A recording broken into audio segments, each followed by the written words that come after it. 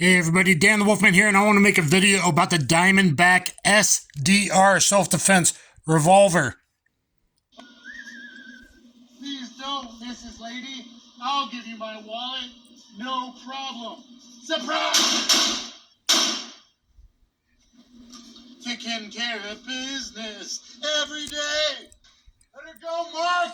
Now, as funny as that was, I want to tell you why I'm so excited about the announcement, which I got a little while ago in a press release before it went public. Here's a picture I got of it in the press release. I want to tell you why I'm so excited, break a little bit of news, and possibly even greater reasons why we should be excited, and that's just theory on my part. And we'll get why I had the Taurus and the Colt out, because it's about the same size as this Colt Detective, which is about the same size as a J-frame, barely slightly thicker cylinder, because it's 6-shot, just like that new SDR revolver there. We're going to talk about grips, and that's going to become pretty important in a minute. And we'll go back through these awesome, potentially awesome grip option, though it's going to come with Hogues. Let's watch their video on it, and then I'm going to point out stuff that other people are going to miss. So, no, it's not just 38. It's 357 Magnum, 2-inch snub.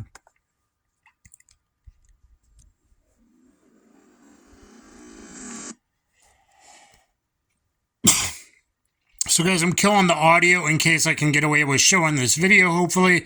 So I decided to cut the audio. So look at this beautiful stainless, very small, lightweight, snubby revolver. And why are you excited? Well, revolvers are making a huge comeback. You see I'm doing a bunch of revolver content on my page.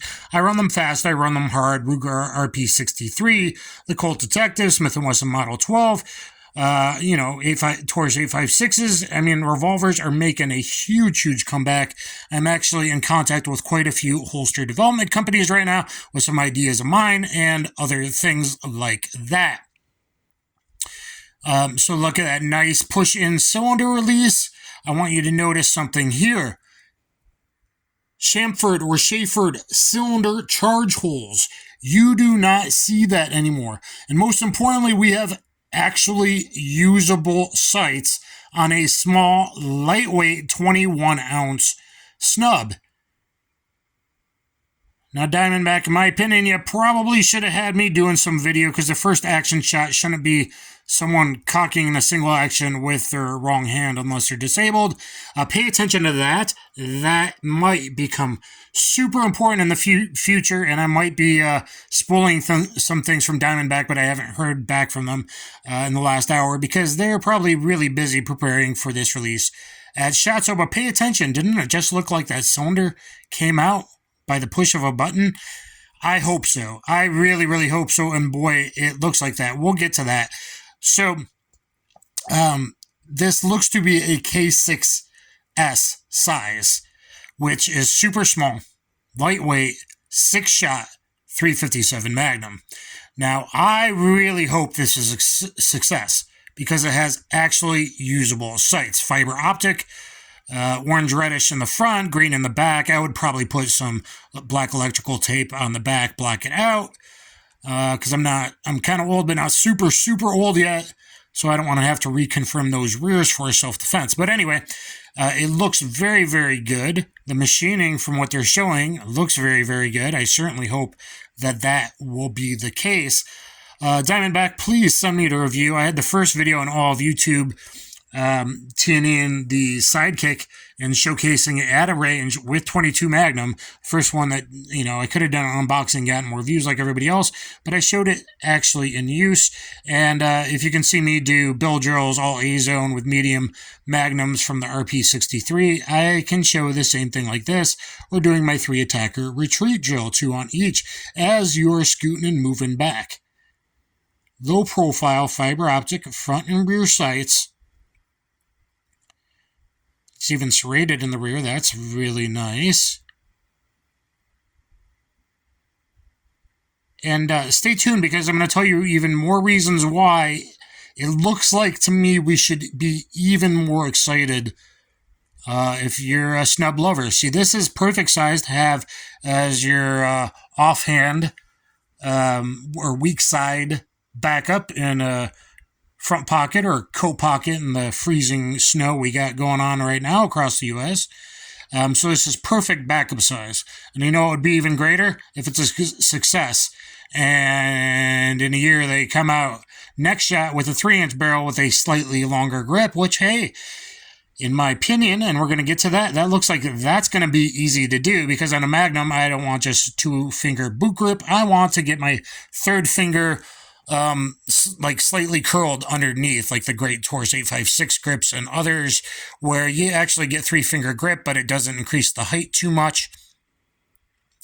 And I would control this great with medium-powered 357 Magnum, such as a 125 grain Golden Saber, or with the excellent 38 plus Pete HydroShock Deep. I've got the official numbers from Federal, from Chris Locke. My ballistic video is coming up. I just put out the point of aim, point of impact accuracy video yesterday.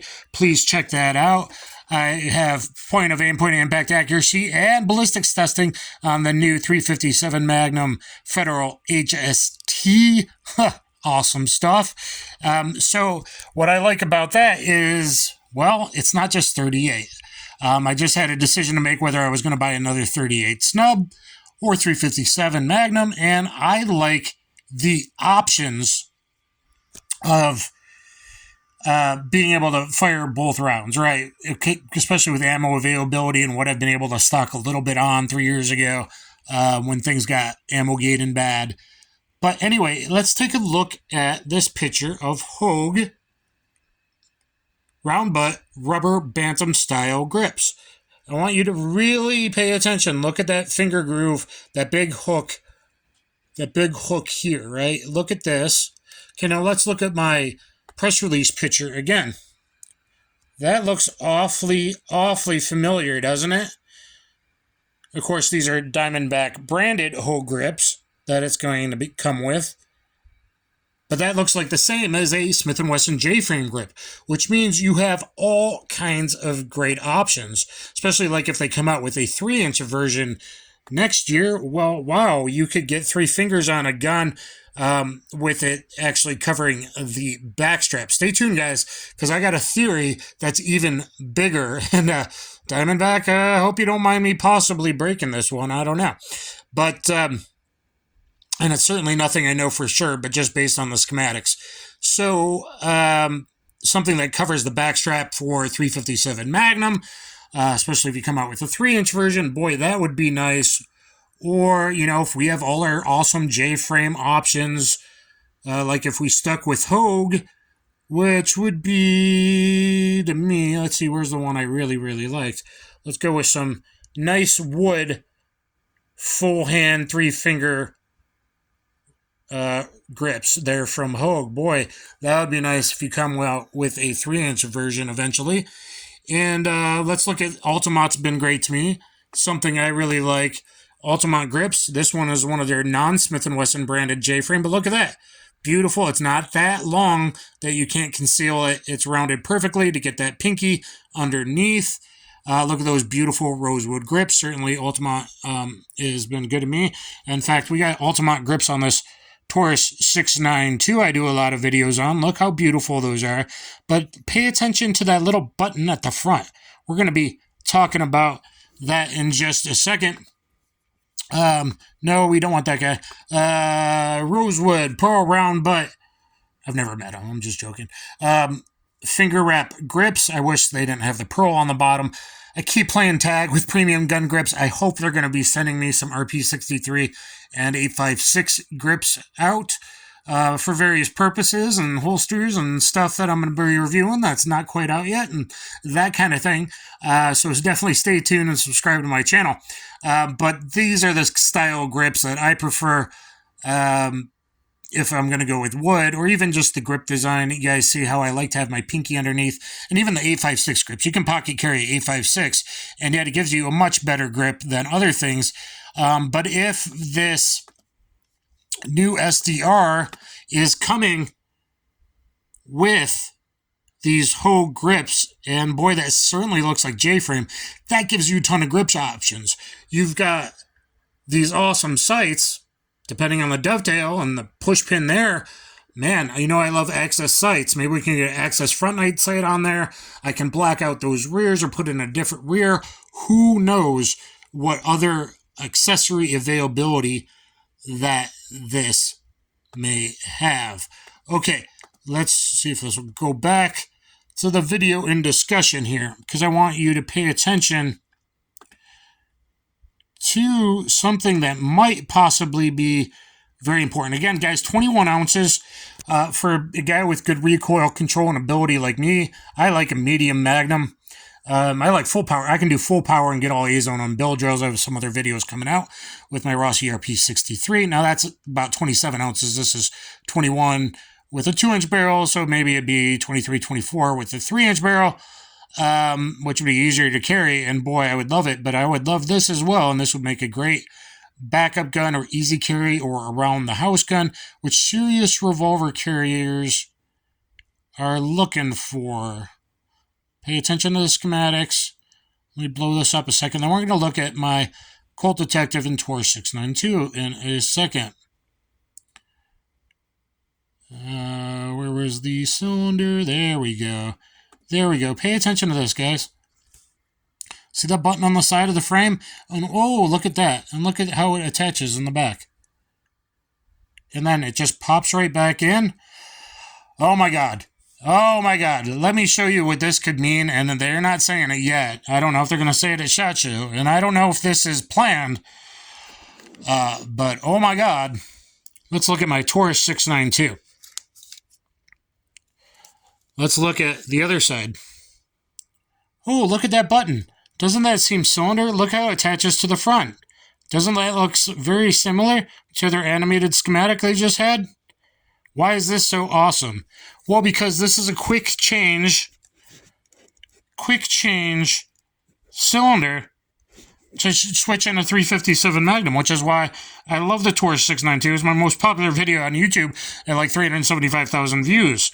And I do a lot of drills with it. It's great training, even for other revolvers. I can't do it one-handed, guys. So anyway, it just pops right out, and you swap a cylinder in. I think that's open use, because the first example I've seen of that was a prototype Beretta did, actually, with our world's famous short lawyer. When he visited Beretta, he showed a Beretta prototype. Remember, at the time, Beretta was in Brazil. And I'm guessing that some little prototype was left over in Taurus, and Taurus got it, and it's not under, after so long, it was probably able to be used, right? Sorry, I'm babbling. But if this thing can become 9mm, oh my God, give me two. I want a 2-inch as my backup gun, and a 3-inch so I can dual New York Reload, the New York Reload rig style carry. And boy, that would be amazing. I don't know if that's planned. I don't know if they're going to do it. But oh my God, if they do, this thing will absolutely be a huge hit. It should be a huge hit anyway. Why? Because it's small. It's 6-shot, not 5. It's 357, not just 38. So you got great options in self-defense ammo. 38, again, go with the HydroShock Deep. Trust me, I've seen the real velocity from under a 2-inch, the real organic gel results I have officially from Federal, and a J-frame, as well as a 4-inch, and it only gets better the longer the barrel is. So it performs great in all of them. Or with a medium 357 Magnum, like a Golden Saber, would probably be really great.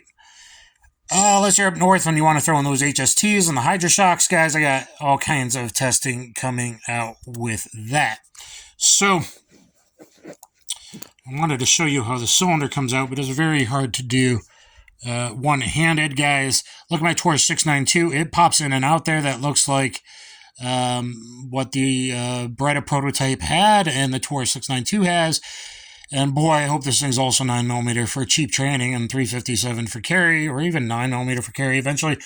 That might not be something they planned yet, but hey, schematics are out there, and I'm just a guy who's got a bit of an engineering brain, and I go, hey, that looks kind of similar. And the grips look like J-Frame grips. And if that's the case, oh my God. Wow. Anyway, guys, I think this thing looks awesome. I hope that it is awesome. I hope the trigger pull is good and it doesn't have a tendency to short stroke like a lot of smaller revolvers do. So I'll have to, see that if I could run it hard, run it fast like I do, which I think is showing to people something like why the RP63 so far. Mine's been good. I'm hoping to test the second one just to make sure, how many are good up there or how many have had some lockup issues. Things like that. It just depends on how tight the crane screws and stuff were done, I think. So, anyway, this thing looks great. Diamondback already put out first videos on the Sidekick. Hope you guys enjoy it. Look and subscribe for all my Revolver content. I got a ton and a ton and a ton coming out. We're going to have new unboxings, new holster reviews, ammunition selection, ballistics ammo testing, accuracy testing. Trust me, I got an official FBI data on 38, 357, and every other caliber. I've compiled like actual FBI data no one else has from retests from 89 and 98 that the FBI was doing. I've got a whole lot for you wheel gun lovers. So please subscribe, thumbs up, share. Please get in the comments. Does this look cool to you? Would you like to try it out? Anybody of you going to SHOT Show? I'm not in the future. I really need you. Please get your hands on this and drop a comment and let me know what you think. Try the trigger pull fast, try letting it out, see where the 2-3 reset points are, and see at that last reset point, can you go from there or if it locks out? These are all things that I want to know. Let me know how the trigger pull, is it smooth all the way through or is it good for staging? Try to figure these things out and drop me some knowledge. And, various holster companies that I'm getting very friendly with. Tactical, Holster, Harry's, A-Holster, others. Guys, go stop by their booth. I don't know if you've already worked on things or knew about this. Get some molds and, let's have some awesome carry options for this bad boy. I hope to get my hands on one. It does look K6S, K6XS, but in 357 Magnum. Small, easy carry, 21 ounces is really a nice carry weight for something you could use mid 357 or hot, awesome 38 plus P. Check out my ballistics and accuracy video with the Hydroshock Deep. This is absolutely my 38 Snub recommended carry load after my testing, Gun Sam's testing, and the official data I got from Chris Locke at Federal. And I got videos coming with him, a real ballistics expert as well. All right, take care, everyone. And get my competitive street jiu-jitsu instructional on BJJ Fanatics. I will teach you how to fight CQB with a snub, how to grapple in the real world, how to tie up the hands, and all of that is the highest rated self-defense instructional. Kaboom.